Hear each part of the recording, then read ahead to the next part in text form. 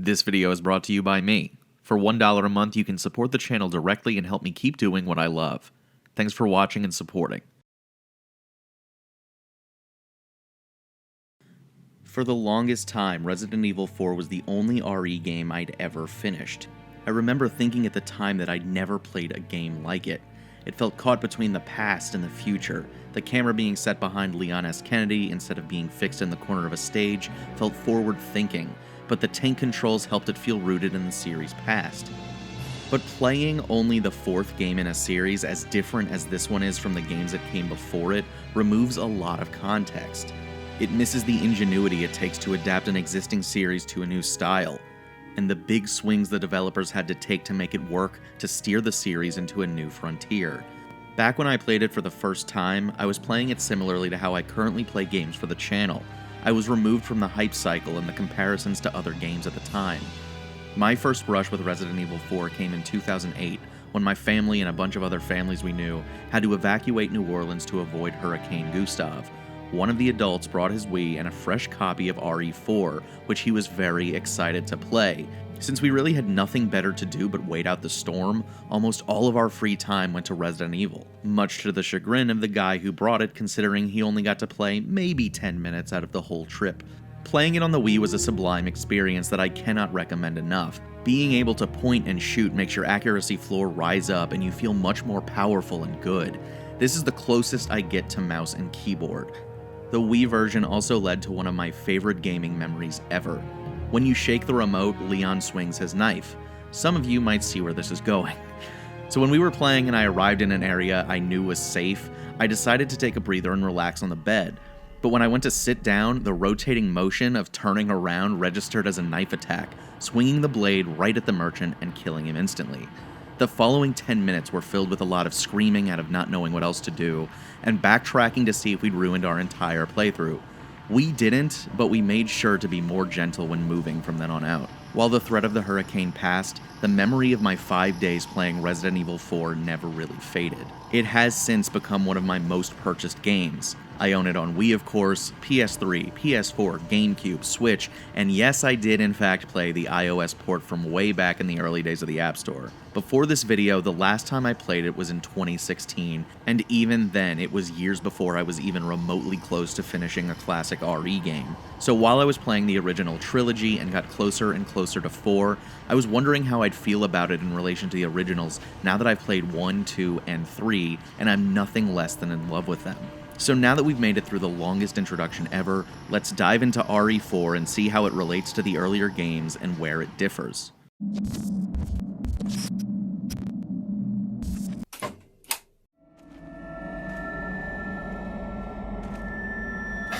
Where's everyone going? Bingo?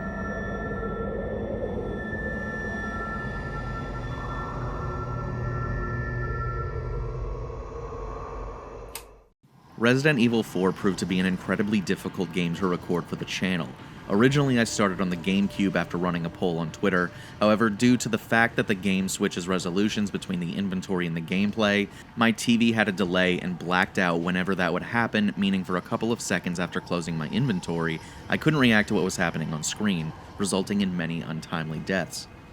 After poring over settings and trying to tweak different things in my gameplay to be more conservative and put myself in fewer situations where I wouldn't be able to respond, I thought I had it in the bag. But then it turned out the copy I bought recently was scratched and eventually stopped working when I hit the castle. So out of pure necessity, I restarted the game on Switch, losing my few hours of progress. So then, in order to bridge the gap between what the people on Twitter wanted and what I could feasibly do, I said I'd play the game on Switch with a GameCube controller using the Smash Bros. Adapter. And as it turned out, that wasn't an option either. Because despite RE4 beginning life as a GameCube exclusive, there is no controller mapping option that fits the GameCube controller within the game. QuickTime events aren't possible without 2 different Z buttons. So I guess the moral of the story is, I don't know, my head hurts from all this hoop jumping. I'm sorry. I wanted to explain why the video jumps from 4:3 to 16:9 aspect ratios, because it would be seriously disorienting if it didn't. So now we can finally stop postponing this and get into it.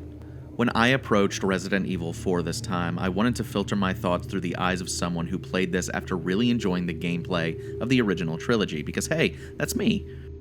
I could talk about how good this game is all day, but that's mostly been done to death at this point. Don't get it twisted, this game rules. But do you really want to hear me repeat the stuff you've heard before? I want to take a look at how closely it incorporates elements from the classic games into a new structure, or how it introduces different mechanics into the formula. So I took to Twitter to get a gauge of what people associate with classic Resident Evil. When that failed, thanks to the few of you who did respond, I made some notes about what I think defines the original style.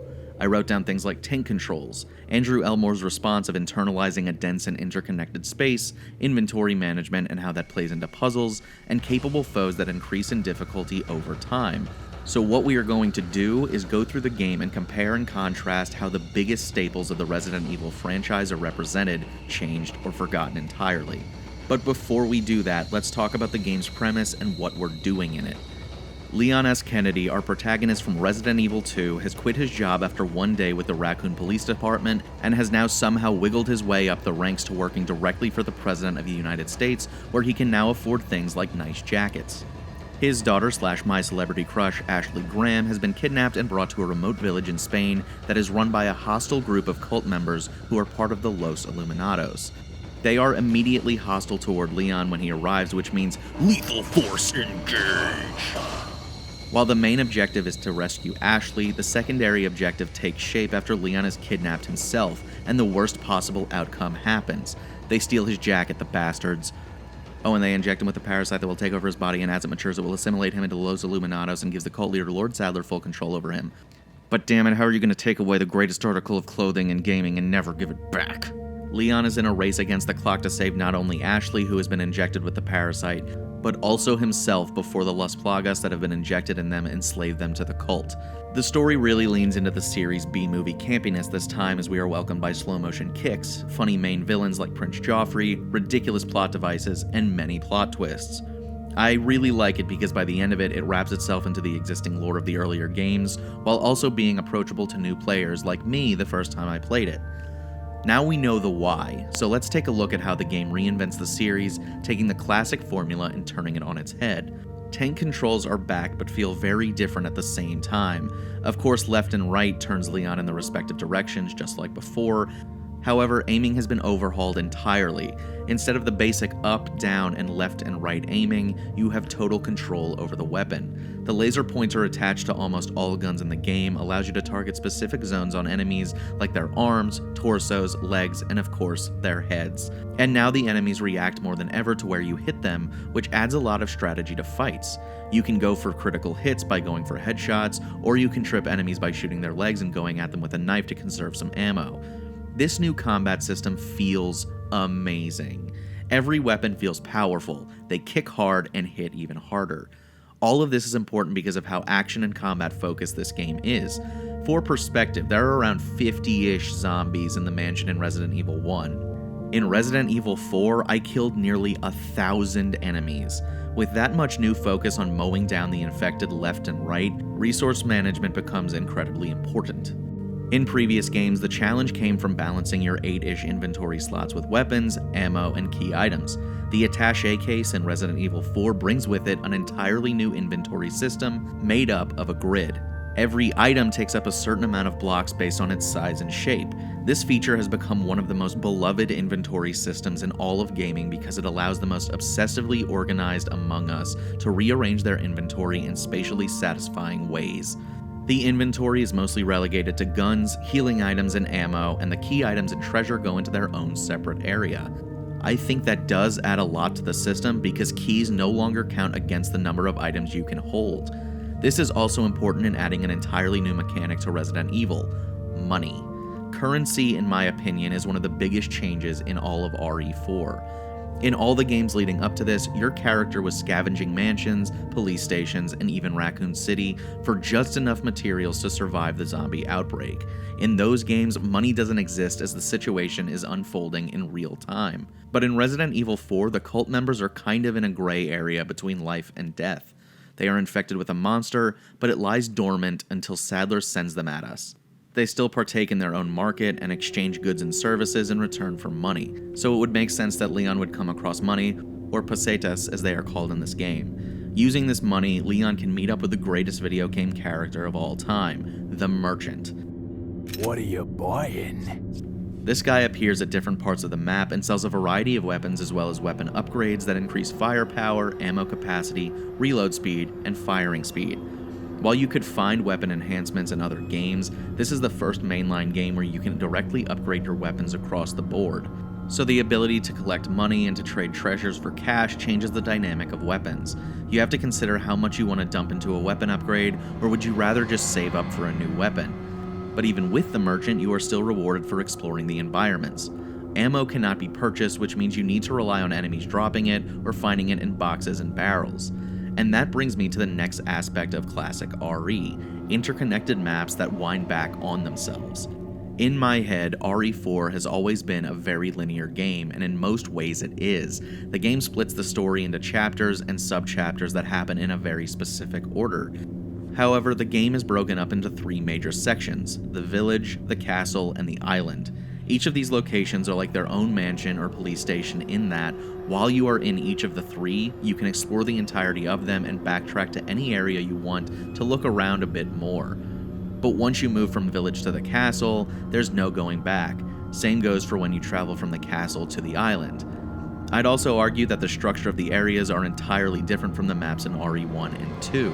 They're probably closest to RE3's open-ended city, but even then, RE4 feels very much like its own thing. And that brings me to my next fundamental difference: how puzzles are solved in RE4. Puzzles in the earlier games had a tendency to require a different kind of logic. Pieces from puzzles were found in drastically different parts of the mansion, and you had to piece together in your mind how these random pieces interact with each other. It was obtuse, and a lot of the time very difficult to figure out the first time through. But outside of assembling insignias to unlock doors, the puzzles in RE4 require less item collection and are more about solving riddles using information in your immediate vicinity. Take for instance the stained glass light puzzle in the church. You have to match the RGB lights in a certain way that matches the pattern in the center. You see the solution, but you have to reverse engineer your way to the answer. I think it works pretty well. In fact, when the game tries to emulate the magic of the originals by bringing the puzzles back to their roots, it's worse off for it. Did we really need another push the statues on a pressure plate to open a door puzzle? I don't think so. And of course there are a few scattered throughout the whole game. The puzzles work best when they aren't trying to convince us, see, it's still Resident Evil. Ditching the direct relation to Umbrella's virus development program and introducing us to a brand new biological threat makes this game way more interesting. Las Plagas give us a new surprise as to the kinds of enemies that appear in the game. The non-scientist explanation of how this thing works is, Los Illuminados inject an egg into the unsuspecting person. Once it hatches, the organism attaches onto the host and uses it to grow to maturity. As a direct result, the host becomes stronger and more irritable. The hosts also become more communal because the plague is a social organism.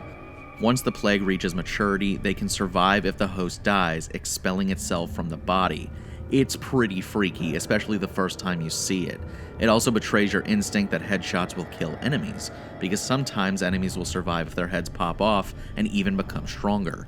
And these are just the base enemies of the game. Regenerators are these nearly indestructible beasts that can only be killed by precisely killing the leeches inside their bodies using a thermal scope, causing it to explode. These boss fights are even better. Fighting the Joffrey monster is epic and fun. Not to mention it, the mutated beast with Las Plagas growing inside of it. These are all great changes of pace from the usual G-Virus mutant or tyrant. Resident Evil 4 takes a lot of cues from the games that came before it, more than I think I ever expected, but it remixes the series staples into a fresh and fun new package that has never really been replicated since. There is a reason this game stands up to the test of time and is widely considered one of the greatest games ever made. It might not be as focused on atmosphere or horror anymore, but it genuinely is one of the most fun games around for the combat alone. Capcom knew what they had here, making it a no-brainer to bring it to every console ever made, essentially, in spite of it beginning its life as part of the Capcom 5 range of exclusives for the GameCube. The group of games I keep mentioning is a joke that keeps writing itself. It's really too bad that Shinji Mikami had to cut his own head off when the game went multi-platform, because the series ended here, and we definitely didn't get a Resident Evil 5 or 6 forever and ever, amen. And that means I definitely don't have to play those games, right? Please.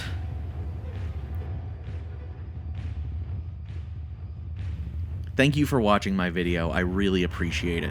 What is your favorite way to play Resident Evil 4 and why is it the Wii version? Let me know in the comments. If you liked the video, please consider leaving a like on it and send it to a friend or someone else who would appreciate it. If you're new to the channel, hit the subscribe button and bell to make sure you never miss an upload. Lastly, if you want to support the channel directly, you can check out my Patreon in the description.